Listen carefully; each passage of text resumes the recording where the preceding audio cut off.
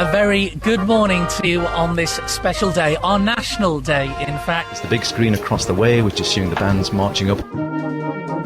Slantas Billiken Coonley, Yasikan, Feed Shakja. Followed by the flag bearers, of course. Person takes a small bow before the Lieutenant Governor. And to witness the captioning of the acts just promulgated. These are the sounds of Tynwald Day. A day of ceremony, a day of pride, a day off school. How much do our young people, my peers, know about the Manx political system? How much do they care? And crucially, what does this mean for the future? I'm William King, and I've spoken to sixth formers and politicians here to find out. Ain't got a soapbox I can stand upon. For this documentary, I want to find out how much sixth formers, who are voters here, know about politics on the Isle of Man. To start, I had a look around the Manx Radio archives and saw that before the election in 2016, Michelle Jamieson asked sixth formers if they were going to vote. I asked Michelle what she found out. It was really interesting because I started doing this programme in the summer before I left for university.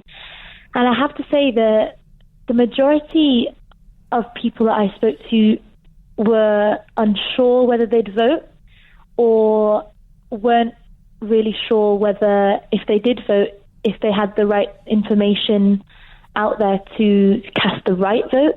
Saying that, there were people I did speak to who had a lot of knowledge about the subject. They knew about who their MHKs were, who was putting themselves up for election, and they were excited about casting a vote. Do you think anything will have changed when I go out and speak to people? Do you think people will have more of an idea now? Do you think anything's been done to see and try and get young people more involved and alert? I'd like to think so. When I spoke to a lot of the people in charge of encouraging young people to vote and on the island, I think there really was a big movement into trying to encourage people to vote. I think the MHKs that have recently been elected on the island are a step in the right direction. And I would also question whether Brexit and the negotiations with Brexit have stirred something more in young people and made them realise how important it is to vote. Michelle Jamieson there. She thinks that the MHKs who were elected in 2016 are a step in the right direction to getting young people to vote. In preparation for this programme, I did a survey with 254 16 and 17-year-olds on the island. 22% could name both of their MHKs. 34% could name the Chief Minister. 89% could name the Prime Minister of the UK. And 95% could name the US President. 51% have not heard a Manx politician speak in the last 12 months, and 57% of that 254 plan to use their vote in 2021. So, a reminder, 22% could name both MHKs, and 34% could name the Chief Minister. I spoke to Howard Quayle, the Chief Minister, and started by asking him if he had much interaction with politics when he was at school. Well, we didn't have much communication with politicians for a start. OK, they might come along to your school and hand out a coin or do a prize-giving speech, etc. But you never had the opportunity to have a detailed talk with them about the island and what was happening. And that's something I've tried to do differently as Chief Minister. I've offered all secondary schools the chance that if they want, I'm happy to go and give a chat with sixth formers. And I was down a few months ago with Ramsey Grammar School, where I had a great time down there, really enjoyed it. Sadly, no other schools have taken me up on the offer, and you've got to be so careful as a politician. You don't want to be accused of trying to force politics onto the pupils, but equally, it's important that they understand what's going on. OK, so you're out there, you're trying to speak to the young people. What is the government actually doing at the minute which would make a 16-year-old think, oh, actually, I'm quite interested in that? Because maybe if that was advertised a bit more, if the young people had more access to that, would they not be more inclined to maybe ask their teachers, when are we going to get to see the Chief Minister? Yeah, I suppose it's all about communications, isn't it? We obviously have Junior Tynwald, and that's a massive success, where we have all the secondary schools coming along. It's normally the week after Tynwald in July. And those that come along, I think, really enjoy themselves and find it really useful. But that's only once a year. Would another problem be with Junior Tynwald? You get a sort of student going to Junior Tynwald, the type of person who's probably already got a bit of interest. Is there not another thing you could do to maybe try and enrich some other students? We've come back full circle to the fact that it would be nice if politicians can go into the schools and speak with all the students. It's the decision of the students and the head teachers. Politicians can't say, we are coming to see you. They've got to be invited. So I come back to the question of what actually is there going on at the minute which young people would want to show an interest in and should show an interest in? Well, if you look at public sector pensions, there has been a liability of billions growing of people's pensions that have worked for government, and government had a pot of money put aside for that, but it wasn't enough, and that pot of money runs out in 2022, so it will be your generation for the next 20 years who will be paying off through their taxes that amount of money. You've got environmental issues, you've got discussions on we're going out for consultation on education grants, etc. So these are all things that are relevant for those of you wanting to go off to university, and getting your feedback is absolutely key. So do you think if I go out and speak to the schools next and I say, the Chief Minister's offered to you, why haven't you said yes? What are they going to say to that, do you think? Why don't the schools want you to come Well, on? I have to say, I regularly go to some schools. I'm doing my best and I am being invited, so I don't want to think I'm not being invited to schools, but it's that time with the sixth formers that I'm really looking for. Equally, I'm aware that I have three children, a 27-year-old, a 20-year-old and a 17-year-old, and I'm keen when I ask them, how do you communicate, how do you get your news, what's going on, etc., it's not through a radio station, it's not through the newspapers, it's social media. So do you use social media and interact with young people on there? No, I have to say that's probably I tweet, so that's something regularly. I let people know who I'm meeting, what I've done, so I suppose you could say, yes, I do actually. Two sixth formers who live in Rushen are Molly and Ollie. Do you know the name of your MHKs? Drew and Watterson. Yeah, and there'll be another one. Michelle Haywood. Michelle Haywood is the chairman of Portsmouth Commissioners, so that's interesting actually, because that shows that there's a basic knowledge of understanding. Molly, which constituency do you live in? I'm also Russian. Also Russian, and so, as Ollie said, Drew and Watterson's one of your MHKs. Can you name the other one? No, I only know Drew and Watterson. What about the Chief Minister? Is he like something Quayle? Is that right? Yeah, Ollie, I don't know the first name. Do you want to guess his first name? David. It's not, no, it's Howard Quayle.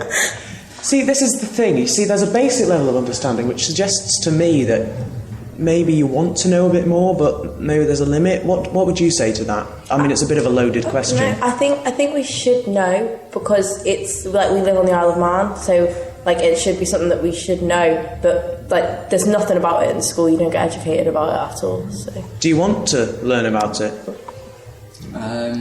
It's not really made to seem that interesting, so it would be nice to know, but it's not inviting to know about it. This evening in Castletown, there is a budget meeting. The Treasury Minister is a man called Alfred Cannon. He's going to be basically speaking to the people and getting questions on the budget. Either of you planning to go? Definitely not. No. No, I don't even know what that is. Didn't even hear about it. I don't even know what the budget's for. No. I'm pretty sure that funding for a new Castle Russian high school is going to be included, but it's just something you're not interested in, or... Well, us as students from Castle Russian, we don't really get told much about what's happening with the new school. We don't really have much of a say or information about it, other than there being a new one and it being at the bottom of the field.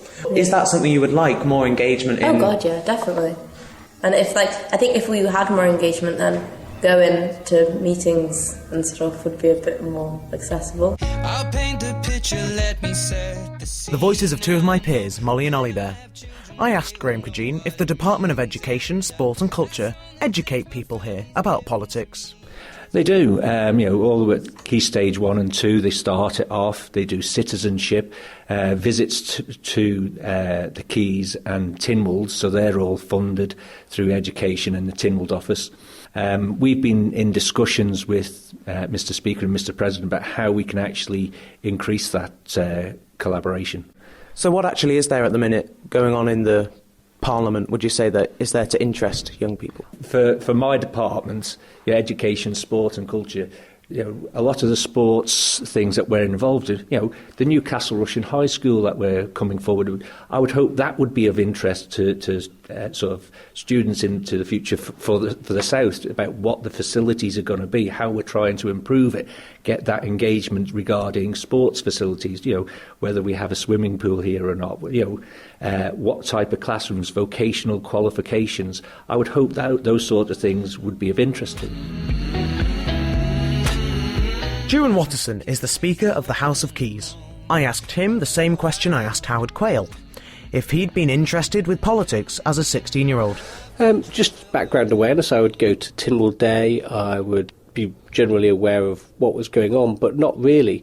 It was only when I took part in Junior Tynwald in the sixth form that really sort of sparked something within me to sort of get more involved. Castle Rushen had been assigned to take forward the motion. It was actually about proposing the energy from waste facility, that we needed one on the Isle of Man.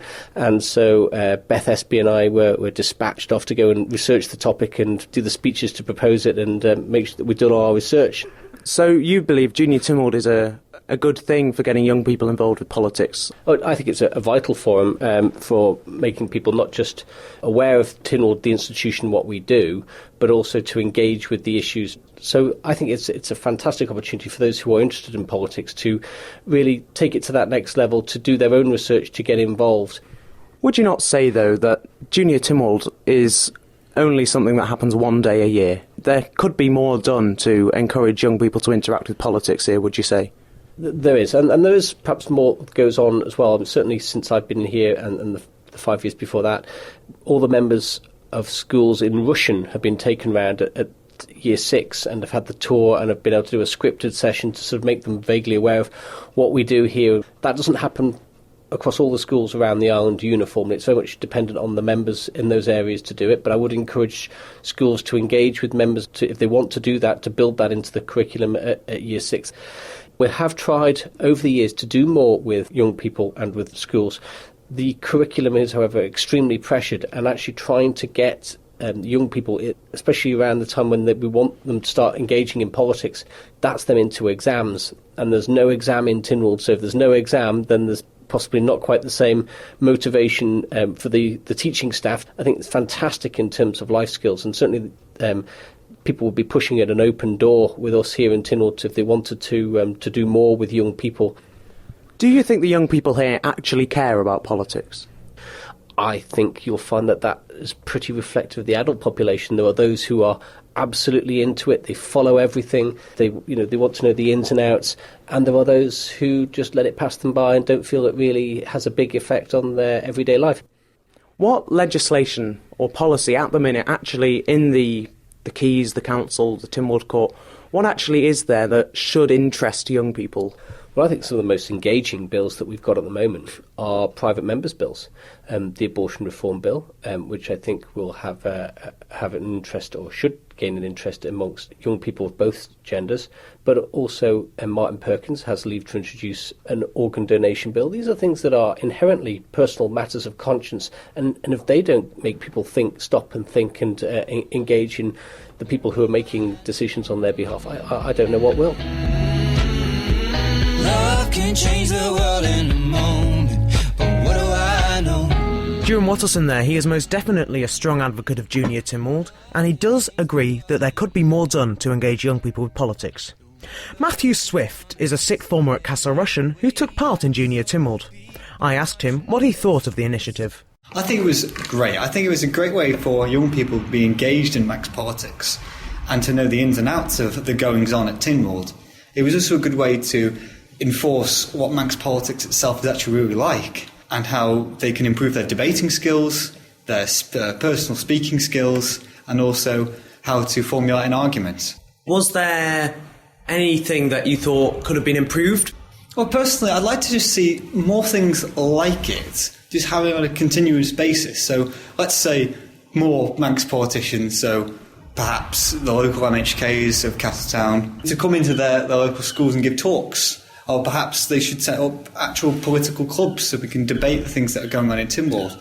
Now, the members I've spoken to have said that they want to come into schools, but in some cases, MHKs aren't actually allowed into a school without being invited, because otherwise it's like electioneering, for example. What do you think that's a good policy to have? I think that's silly, to be honest. I think they should be able to come in, because why shouldn't they? The people in schools now, they'll be their future voters. They should be able to talk to the young people and ask what they want. Do you see young people up in the sixth form talking about the politics or anything? Well, my personal friendship, we do. We do talk about politics. We have a wide range of political views. But overall, I think that it's there, but it's not their majority. I just think the other people that are not particularly interested in politics need a bit of a nudge. And who's going to nudge them, Matthew? Is it going to be you? Is it going to be me? Well, I've tried, but no. I think we need people who are involved in politics personally, such as the MHKs, or even just people working at Tynwald, like clerks and all that. So anyone involved in Tynwald can give them a good head start. 2 years ago, Kate Beecroft raised the motion that Manx politics should be taught in schools from the age of 14. Now, when she raised it, an amendment was made, but this meant that her original motion and the sentiment of teaching politics in schools from age 14 did not carry. Noah Bovenizer is a sixth former at Ramsey Grammar School. I asked him if he thinks that teaching politics from the age of 14 is a good idea. I think it's definitely an interesting idea. I'm not 100% sure how that would work, if it would be alongside or if you dial back something else to fit it in, because it already is. From age 14 is just before GCSEs, so it's already pretty packed what people are doing. What happened next was that the Education Minister at the time, Tim Cruckle, amended the motion, and it then read that Tynwald continues to support the work undertaken by the Department of Education and Children and the Clerk of Tynwald's office in educating and engaging young people in the Manx political system. So that amendment carried, and then the motion was supported by all the members. So, do you think that they are already doing enough to engage Manx people? I don't know when you can say enough is what is enough, but for me, from my experience, I've had a few lessons here and there in our kind of general slot we have every Wednesday about Manx politics, nothing too deep, and I don't remember it exactly being that informative. But and you're doing an A-level in politics, aren't you, as well? Yes, I'm doing A-level now, but obviously with that being a national or international board, there's no marks for writing anything about Manx politics. It's not part of the degree, so it would almost be, for lack of a better way of saying it, but it would almost be a waste of time to learn about it in that lesson because it's just not on the exam. Noah Bovenizer there. When can you say enough is enough? I put it to Mrs. Beecroft that her original motion did not carry. No, it didn't. I was very disappointed actually in it because we have to find ways of engaging more with our young people on the island, and somebody my age is not going to know how to do it. So I sort of teamed up with a young man who did all the research into it, and this was the one thing that was sort of like the bedrock of getting people interested in it. First of all, you have to know how it works. So that was his recommendation, because they've got the vote at 16, but they've got no preparation for it. You don't know how something works when you leave school, and then life gets in the way and you're busy working and having families and getting mortgages and things. And all of a sudden you realise you don't actually know how it works, but you feel a bit foolish to ask then. So what happened was an amendment was made by the Department of Education saying that we already supported the work that went on. Do you support the work that goes on? Well, yeah, of course you do. I mean, there's nothing wrong with the work that they're doing, but I just don't think it was going far enough. Or, as I said, the young people who spoke to the young man who was helping me didn't think it was going far enough. Well, they wanted to know more. When the motion didn't carry, though, did you not think, OK, this hasn't carried, I can take this into my own hands, I'll go and speak to the young people and teach them how this system works? Well, how would you do that? I mean, we can't just go into schools and do things like that. We were talking about this in Women in Politics. Now, things may be changing now, but certainly a number of years ago, we asked one of the schools if we could put in survey forms so we could find out what it was that young people were interested in. And they said no, because obviously there could be a political bias. And we said, well, we won't put anything on the forms apart from the question. Who's we? Sorry, is this... This is Liberal Vannin, yeah. And the school said, no, you can't go into schools unless you're invited in. MLCs can, but MHKs can't, because it's giving an unfair advantage, if you like, possibly. I can see why there is difficulty with that, which is why we thought it should be taught in schools themselves. So would you try again to get politics to be taught in schools? Because it's worth remembering the politicians who are in the House now are a different group of people. They are very different. Maybe there's a sort of a sea change happening about a number of issues. It certainly is worth trying again. Would you try again? Yeah. As we've heard from Mrs Beecroft and Howard Quayle, some MHKs feel like they can't go into schools without being invited. I put this to the Minister for Education, Graham Cregeen. Well, it's up to the schools. You know, they can go into the schools, they can make appointments to go into the schools. But I think the issue that you've got is that it's trying to get time in the timetable to be able to address people on certain topics. Because they were suggesting that it was partially like electioneering was the word that was used. If you've got an MHK going in to speak to a group of students, that wouldn't be fair. Do you see... Is that something that the department advises? No, it's not. I think one of the issues that you've got is when it's coming up to an election, that if the then sitting politicians are then just going in on their own, that could be seen as electioneering. But I think over the period of times that in the recent years, we've been going in, say, with the coins and with the commemoration of directly elected House of Keys. That's been different, so it's got that engagement.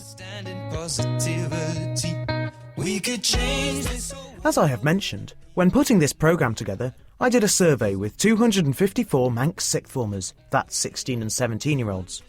1 in 5 could name both MHKs, 1/3 could name the Chief Minister, 1/2 have not heard a Manx politician speak in the last year, and 57% plan to use their vote in 2021. I put these figures to various people who I've spoken to already, starting with Howard Quayle. One of the questions was, if you can, name the Chief Minister of the Isle of Man. 34% said Howard Quayle, 4% put Alan Bell, and the rest didn't know. So, effectively, 66% of young people didn't know that you were the Chief Minister.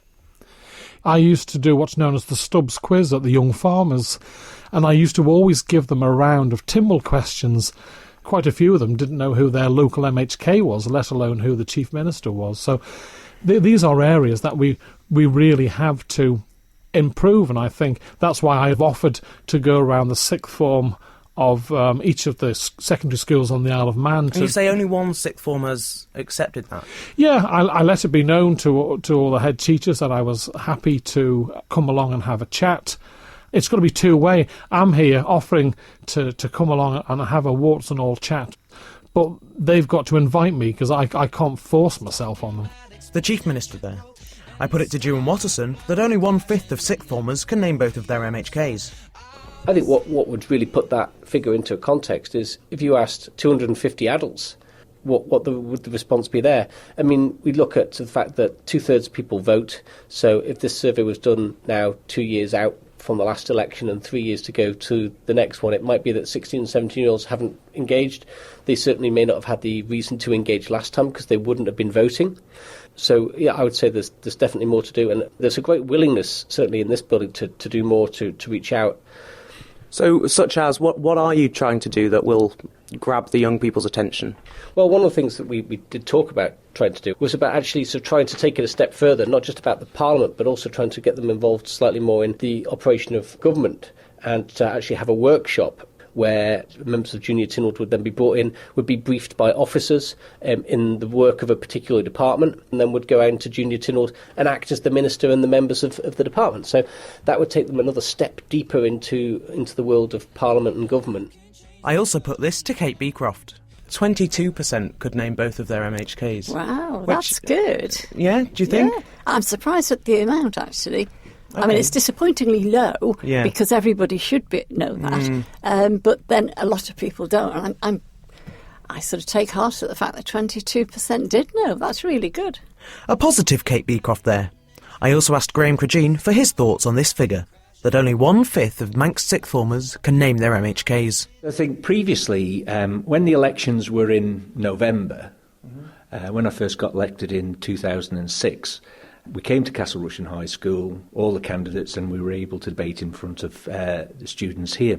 I think with the election being in September now, it makes it more difficult because you're in that process. And what we found was that when you start to engage with younger people, that sometimes it was too late to get themselves registered to be able to vote. But election time isn't the only time to interact with young people or the electorate. No, but that's what I was saying. When it came around to the first time that I was elected, that we actually got that first bit of engagement.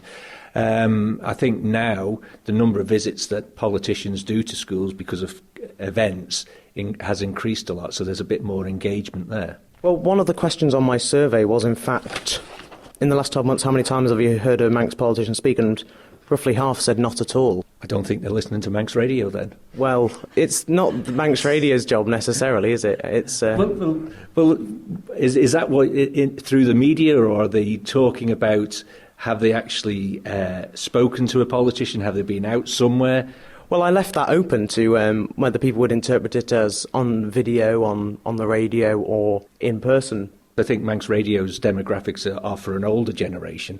I think if you're looking through for younger generations, it's probably either of the other two, or more UK-based radio stations.